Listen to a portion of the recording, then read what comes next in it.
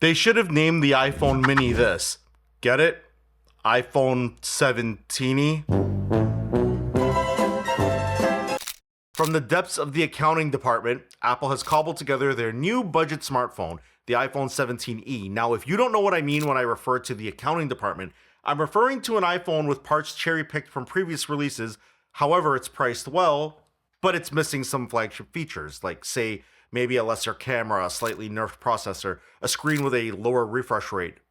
But one feature that they brought over to this year's budget lineup is MagSafe. That sounds small, but now having wireless charging on a fairly powerful device that's really cost effective, starting at $599 in US dollars, and it ships with 256 gigs of storage, it's actually getting a little exciting to be a non-flagship buyer. Most new vehicles ship with wireless charging in some capacity, and now you don't have to buy the flagship iPhone to get wireless charging in your car. That's kind of huge, unless of course you're on Android and had a low-cost phone that already did wireless charging and even reverse wireless charging. Not to make it personal, but I can't send my mom certain videos, or she can't send me certain videos, and so we leave. Buy your mom an iPhone. It also supports the 15-watt standard of Qi charging and faster wire charging, getting your phone up to around 50% in battery life in around 30 minutes. Nicely done, Apple. The processor in this phone is from the base iPhone 17 models from back in September, and the modem specifically in this new phone is Apple's new C1X modem from the iPhone Air, which promises up to 2 times the cellular performance of its predecessor. Very interesting stuff from the phone announcement. The iPad Air on the other end of today's announcements got fitted with a base level M4 processor and the new custom N1 chip from Apple for Wi-Fi 7, Bluetooth 6, and Thread connectivity. Although something I noticed that hasn't been mentioned is that it lacks the 6 gigahertz band and doesn't seem to support MLO or multi-link operation. Starting at $799 in US dollars, I'm a little surprised that we didn't see the storage in the iPad Air bump up from the base 128 gig configuration up to 256 gigs like we saw in the 17e. It's not like Apple is trying to get people to get into content creation,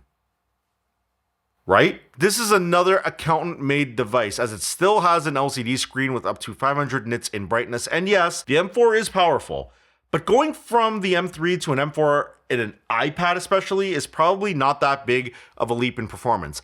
My nice way of saying, look, you probably don't need to upgrade from the M3 iPad to the new one. Now, all of this is seemingly Apple's lower cost product tiers, which gives even more credence to all the rumors that we're going to see a new entry-level lower-end MacBook announced this week in the few days of announcements that Apple's giving us. And this did get me thinking about something else. Now, for those who stay locked in on the Apple rumor mill, you may have seen this video Tim Cook posted to X last week, and this got me thinking, as there have been rumors that Apple may actually release a touchscreen model of their flagship MacBook Pro models later this year. Now, this is a wild speculation, and let me be abundantly clear. I am probably wrong about this, but what if this low-cost MacBook that's made with a lower-end chip had a touchscreen? I'm actually dead serious. It would be a great way for Apple to stay in the news cycle about the touchscreen Mac rumor, to carry them right into the fall season when they are allegedly going to announce those computers. And also, like they have in the past, this could be a huge experiment to see how people interact with a MacBook device that has a touchscreen without having to drop a ton of resources for that experiment.